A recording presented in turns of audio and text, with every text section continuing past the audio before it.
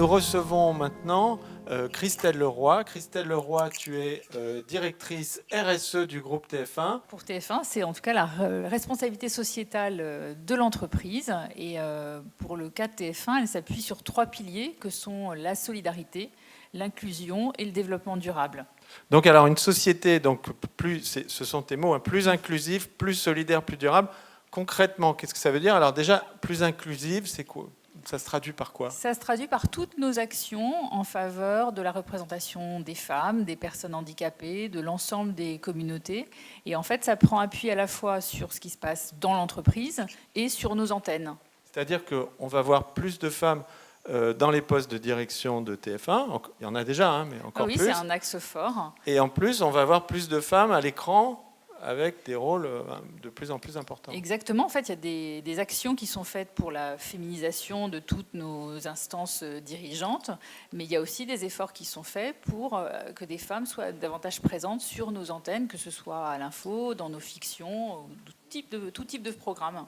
Plus solidaire, ça se traduit par quoi? Alors, plus solidaire, en fait, TF1, historiquement, a des partenariats avec un certain nombre d'associations qu'on soutient pour certaines depuis plus de 30 ans, comme les Pièges jaunes.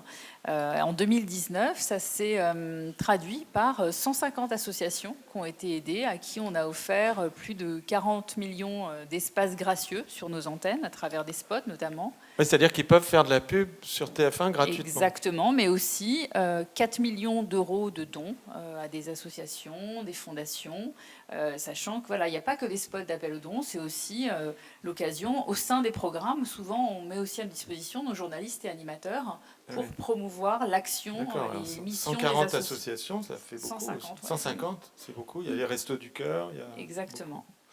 Alors, dernier point, plus durable. Alors ça, c'est beaucoup le volet environnemental. Exactement. Donc, TF1 réalise son bilan carbone depuis de nombreuses années. TF1 est investi aussi à travers le collectif EcoProd dans l'éco-production de ses contenus. Ah oui. Et puis TF1 a réalisé aussi des réductions de consommation électrique sur son propre site, puisqu'il y a un certain nombre de programmes qui sont produits au sein de TF1, notamment l'information, et puis un certain nombre de magazines. Et puis, il y a aussi des actions de sensibilisation des collaborateurs.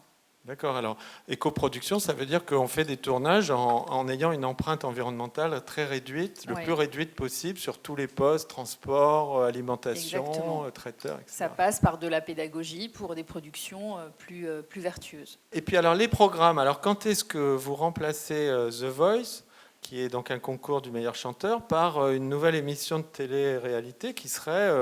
par exemple, le concours de la famille la plus écolo? Pourquoi vous ne le faites pas? Pourquoi pas? Je peux soumettre l'idée.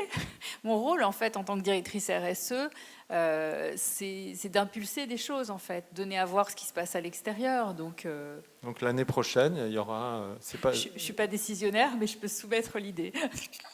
Donc, vous êtes aussi ici pour remettre un prix. Le prix TF1 Initiative pour un film assez extraordinaire. Exactement. Et nous allons avoir avec nous le lauréat. Le lauréat. Donc TF1 Initiative, effectivement, cette année, a décidé de primer un film qui nous a beaucoup touchés, qui s'appelle Incendie géant, enquête sur un nouveau fléau. Qui, moi, m'a touchée en tant que citoyenne. On a tous en tête tous ces incendies récents qui sont vraiment un signe du réchauffement climatique. Et ce sont des sujets qu'on a traités aussi dans nos journaux d'information. Et nous diffuserons ce documentaire sur Ushuaïa le 24 juin à 22h30.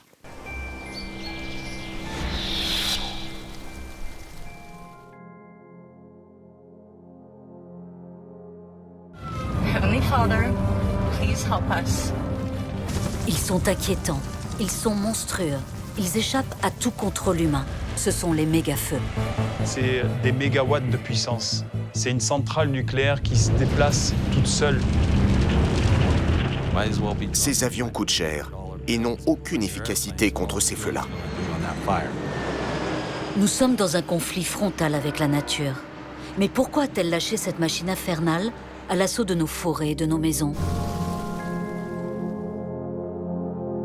comment il est né ce film d'abord? Qu'est-ce qui s'est passé? Ce film, c'est une enquête, une grande enquête environnement, science, pour essayer de comprendre la vraie réalité de ces grands incendies. Et là, nous sommes allés dans plusieurs pays et parler avec des experts, etc., des scientifiques, dans plusieurs spécialités.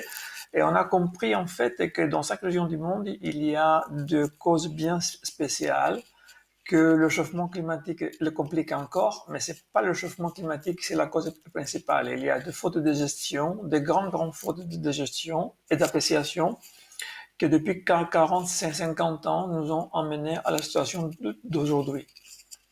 Et il y a aussi un phénomène de criminalité et de corruption.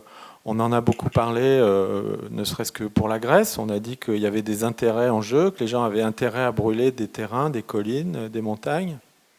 Évidemment, mais si vous voulez, il y a toujours un départ de feu. Il y a soit un acte criminel, soit une raison naturelle.